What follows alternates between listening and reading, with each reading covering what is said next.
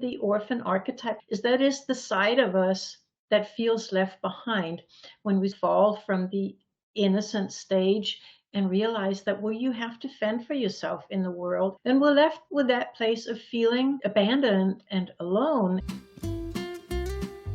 Welcome to the Stories Cafe podcast, the espresso version of Stories Cafe, offering quick, enriching moments of reflection on literature, cinema, archetypes, philosophy, and the art of living deliberately. Just like a perfectly crafted espresso at a Parisian cafe, each episode is a brief pause for you to submerge yourself in something invigorating and fulfilling. I'm Annette Wernblad, course creator, internationally published author, and wanderer at heart. So, cozy up as we explore the powerful world of stories, how they shape our lives, and teach us the art of living deliberately. I will be talking about Home Alone, and the Home Alone, the second one that takes place in New York. They're sort of classics by now. If you think about those films, what is it that those films are really about? You have this boy Kevin, and in the first movie, everybody's going away on Christmas vacation to sunnier climates or whatever, and accidentally they leave Kevin at home, and he has to fend for himself with these robbers and all kinds of situations. And then the second one, the exact same thing happened the following year, is everybody's running out the door at the last minute, and then they lose him at the airport, and they don't even notice for a long time. So if you think about those two, and I think they are archetypal stories, and they contain a lot of archetypal and mythological material, but the basis of both stories is, of course, the character of Kevin and the struggles that he has to go through. And that's what I would like to take as a starting point today, is that mythologically speaking, or archetypally speaking, Kevin in those two films is forced into the archetype that's called the orphan. Is that, of course, he isn't literally speaking an orphan, but he's left behind and nobody seems to care. And even when the family, when they're all there in the house, he's an outsider and nobody really listens. And that sort of touches upon the orphan part of us. And if you think about how do we define the orphan archetype, is the side of us that feels left behind when we fall from the innocent stage and realize that, well, you have to fend for yourself in the world and nobody's going to carry you for the rest of your life. And you don't even necessarily have anyone to protect you. Then we're left with that place of feeling abandoned and alone in the world. If you think about the orphan archetype and that sense of being left behind and nobody cares, we all know that feeling. And I think that's why we identify so much with Kevin and admire his sort of gusto and gumption and just going all in and fighting his way through whatever situation he's in. And that means that the films are really about, it is a kind of a hero's journey that he has to go through at much too young an age, because normally when you have hero's journeys involving children and stories, they're about, can you get the sword out of the stone, or with Dorothy in The Wizard of Oz, she has to find her way home. But what Kevin is going through is extremely dangerous, and it's more realistic, and that's why it becomes so captivating to watch him handle those situations, even though it's not realistic, the paint buckets and all those things happening.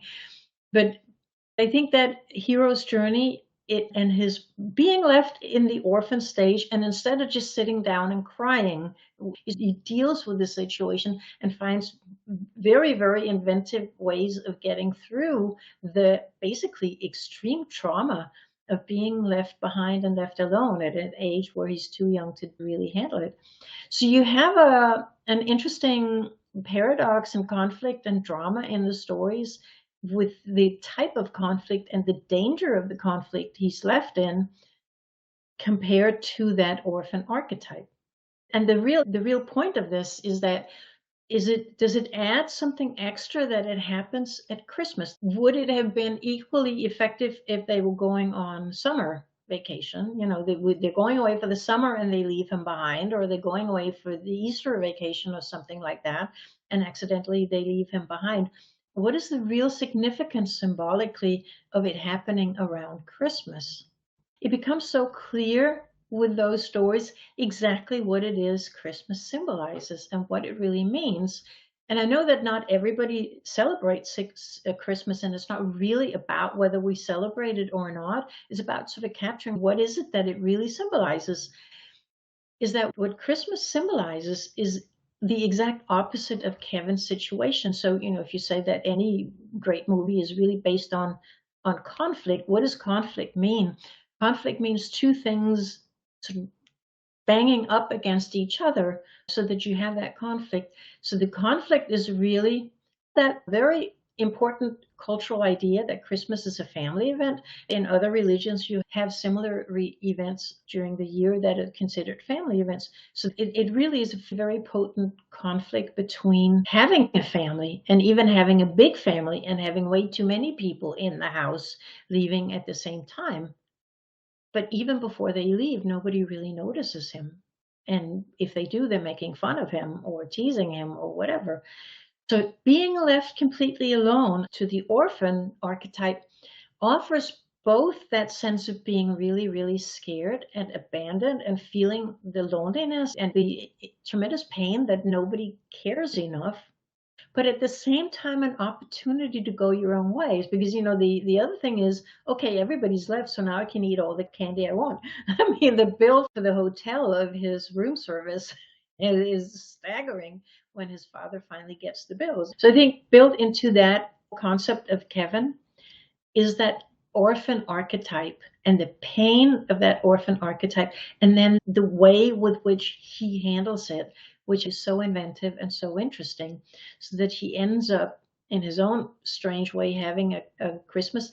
The reason why I like the second one better, both if you've been in that area and you feel almost homesick to go back to New York, and I definitely love that whole area of Midtown around Central Park. A lot of it takes place around Grand Army Plaza on the corner of 59th Street and Fifth Avenue.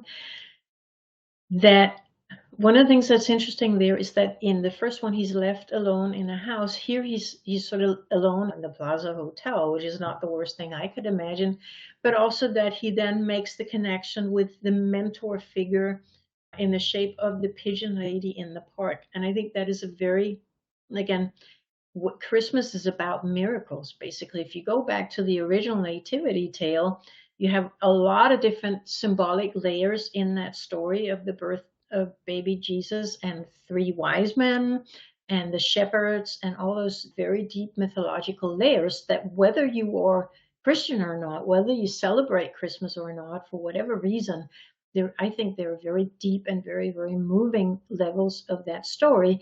And to me, the interesting thing about Home Alone in New York is that it touches upon some of that mythology when he ventures into Central Park late at night and he meets that pigeon lady who appears at first to be extremely scary, but then he forms a connection with her and she turns out to be a really kind person. And Christmas is also, and I think we shouldn't forget about that, whether we are Christians, actively Christian or passively Christian or not Christian at all.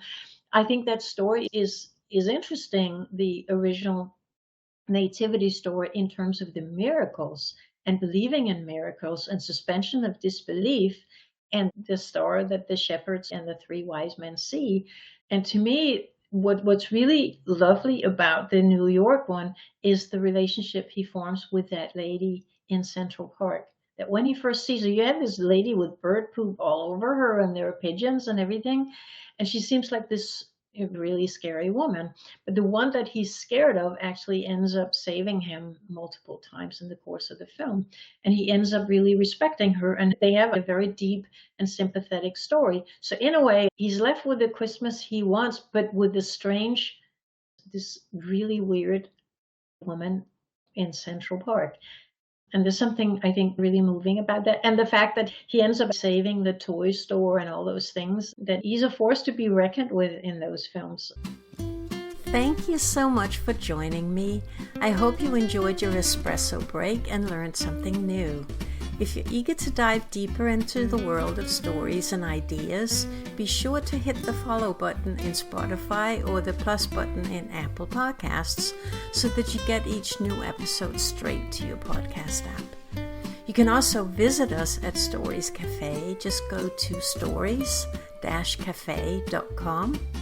There you can explore free content for a taste of what we offer, or if you're ready for more, a paid membership unlocks in-depth discussions, full access to our archives, and a vibrant community of fellow story enthusiasts.